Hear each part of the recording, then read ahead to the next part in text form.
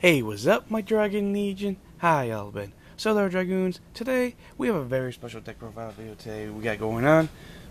And that deck profile we're going to be doing today is going to be my Kagero Lawkeeper deck profile video.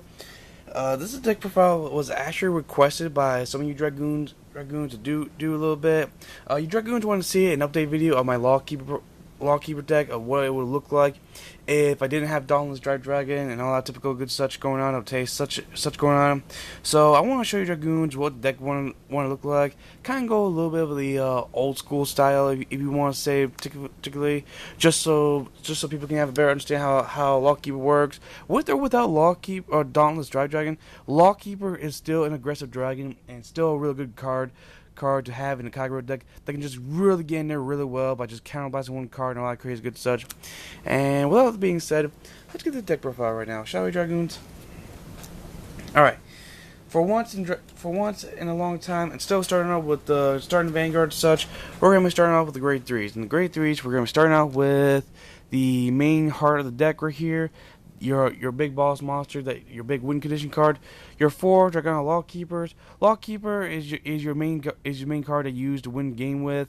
He's your ideal Vanguard win game. For those who do not know what he does, because it's been quite some time since we've talked about him, Lawkeeper is grade 3 grade 3, 10,000 power. He has Living Break 4 for counterblast one card, bind all your opponent's rear guards until the end phase. During the end phase, your opponent may return up to 4 of those bind cards back to open rear guard circles, and any extra ones go to the drop zone. If this unit attacks while your opponent has less than 2 or less rear guards, this unit gets plus 3,000 power. Now this is really good because when you go off with this ability by just counterblasting one card, your opponent loses all of his or her rear guards, so meaning that they'll have nothing to intercept with until the turn you begin, and it just gives some of the cards that you're taking in with this deck, like this guy for example, more power, so you can just get in there real well. And if you get this guy out really fast, and for some odd reason your opponent only has 2 or less rear guards, while you do not fret if you have less than 3. If you have 3 or less damage, because if your opponent still has 2 or less rear guards before you even go off your Living Break, he'll still gain the 3,000 power, make him a little bit beefier, deal with all that good such. And he's just all in all a really great Kagero to have around. He's just very aggressive when he gets his stuff going real fast. And next we play 4 copies of Dual Axe Archdragons. Now you really only need 3 with this Archdragon. You really only need 3. I choose 4 because sometimes every now and then when I play Kagero Lawkeeper, I will run to a situation where I'll have this guy in my hand, but I won't have a Lawkeeper in my hand. And when that happens, I can actually have a natural grade 3 that I can write on, so I can get to my stuff a lot faster. And also, this guy's like your ideal grade 3 rear guard you kind of want to have with your Lawkeeper, because with Lawkeeper plus this guy plus a certain other good rear guard in particular equals a very huge powerful field that your opponent will have a difficult time getting over. All in all, Dual Axe Archdragon is just a real good card to rely on for your Lawkeeper, and he just gets in there really, really well. And that is all I'm doing for the grade 3 lineup. For the grade 2 lineup, I'm playing max copies of each of the Dragon Knight Nahalims and the Cross Shot Gaps. Now, when I pick up more Steel Dragons, Archdragon, Hell Dragon, Hunger Hell Dragons, whenever I can, I'll definitely be taking out I'll definitely take out Cross Gaps just because he's a Flame Dragon, and I kind of like having Flame Dragons for obvious reasons, all that such, for my love of dragons, all that good such. This lineup is very good when you're playing Lawkeeper, because this deck is all about having big beefy rear guards and your big beefy Vanguard, so you can just land in as much attacks as you possibly can right here. This lineup is very good, gives you the ideal Vanguard rear guard that you want to have along with your Vanguard, so you can just get in there as fast as you possibly can, and just put a lot of pressure down your opponent and force your opponent to waste some of his or her resources and all that good such, and just be more likely to land in your damage as fast as you possibly can. So this is pretty good. And to finish off the grade 2 lineup, we're playing 3 Berserk Dragons. Now, you really only need two in this deck right here. I like playing 3 because I do want to I do want to add the Berserk Dragon. I do want the Berserk Dragon when I do need him the most. A Berserk Dragon is very good. Counterblast 2 cards. Get rid of that one grade 2 or lower rear guard that your opponent's got going on. If during mid game, if your opponent's got like that certain rear guard, like a Silent Tom or whatever such, and you want to get rid of that rear guard, and you know your opponent's gonna bring it back after they get bind by Lawkeeper, you can just use the Berserk Dragon's ability, Counterblast 2, get rid of the Silent Time and such. Or if you don't want to use his ability, that's fine. This guy is definitely a good guy to ride on and you can choose not to use his effect, or reserve your Counterblast cards for your Lawkeeper as such, and just still reserve your 10k grade 2s for the rear guard positions, so you can still land some huge aggressive attacks on your opponent and still just get in there real good. And that is all I'm playing for the grade 2s. For the grade 1s, I'm going to be playing the 4 bars.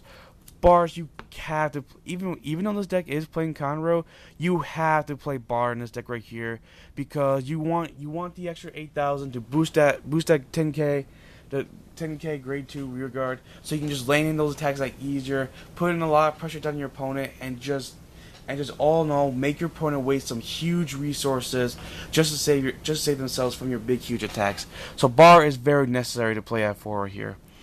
And next we play 4 Vanguard Baris, because he is your perfect guard of the deck, so you kind of have to play Bari F4. And next we play 4 Dragon Monk Gojos, because now and then this deck will run to a situation where you do want to draw. So if you have an extra Lawkeeper or an extra Berserk Dragon or an extra grade 2 10k vanilla card in your hand, you can just use Monk's Effect, rest him, pitch that card, and then draw a card. Get to your other stuff as fast as you possibly can. And if you don't want to use his effect, that's fine. He's always a decent rear guard to boost your back row rear guard, to boost your front row unit, so you can still be landing your attacks a lot easier. So Dragon Monk Gojo is still a good card. It's still really good to have around. And the last of the grade 1 lineup, your Lawkeeper's best friend, and that's 2 copies of Lizard Soldier Rapier. Now, what Lizard Soldier Rapier does is, when this unit boosts a Kagero Vanguard, if the number of rear guards your opponent has is 2 or less, the boosted unit gets plus 4,000 power till end of that battle. Now, this is really good because your Lawkeeper has that ability where, by just counterblasting 1 card, your opponent loses all their rear guards till the end of your turn. So, meaning that your Lawkeeper will become 1,300 on his effect alone, plus by boosting it with him, while being boosted by Lizard Soldier Rapier, your Lawkeeper's total power will become 23,000 right out of the back. And that's not even counting what you may get on your drive check. So, Rapier and Lawkeeper are like best friends.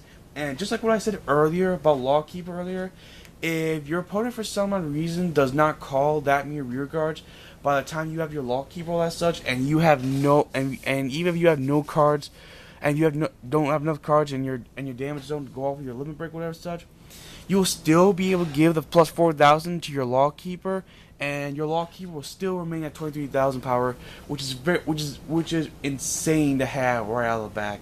So Rapier is definitely what must have in Kagero Lawkeeper.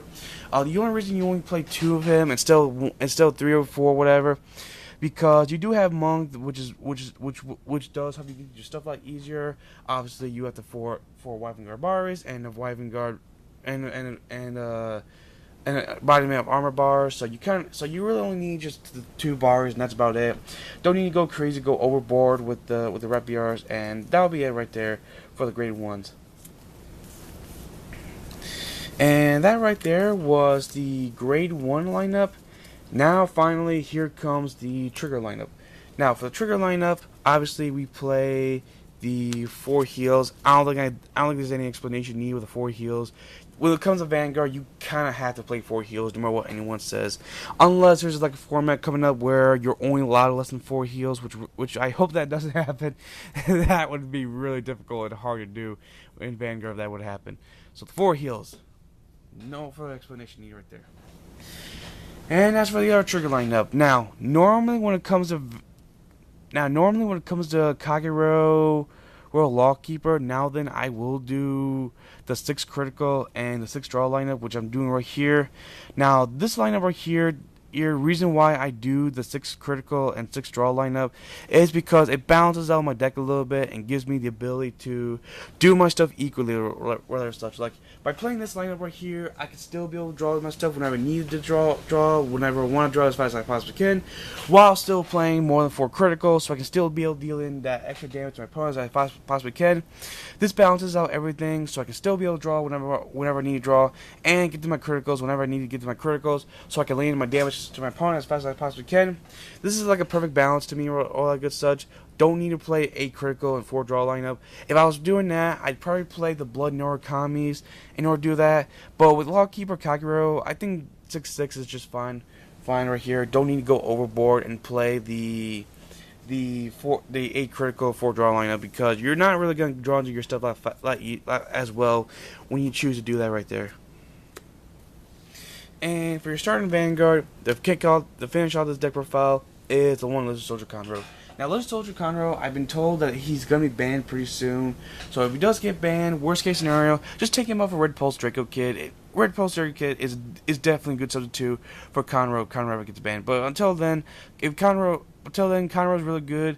Conroe will help you get your bars. He'll help you get your rep yards. He'll help you get your perfect guards. He's just an all good card to have when it comes to Kagero. Like, until Conroe gets banned, you kind of had to play Conroe in all your Kagero deck profile and in all your Kagero decks except for the Steel Dragons and the Amber Dragons. And with that being said, that right there was my Lawkeeper deck profile video. The deck has gone through quite a bit of changes. I love the way how the deck looks right now at the moment. I can't wait to. In the near future, I may do some changes in the near future. When I get more time and money and all that good such, I'll pick up some Dauntless Drive Dragons, so I can probably try out that Lawkeeper, that Dauntless Lawkeeper deck profile that I've been saying I've been trying to do for quite some time, but never got a chance to do it. So, but do not worry, Dragoons. Someday I will get that going, and someday I will show you, Dragoons, some of the awesome, crazy stuff that I'll be doing with my Kageros and Neurocoms in the near future. And with that being said, let me know what you Dragoons think about this deck profile in the comment section down below. And I'll see you Dragoons around. Hope you Dragoons enjoyed this video. Leave a like and a favorite if you did. Hit subscribe today to become part of the Dragon Legion Alliance. And I'll see you Dragoons another day. Christian Dragoon, signing out. Peace.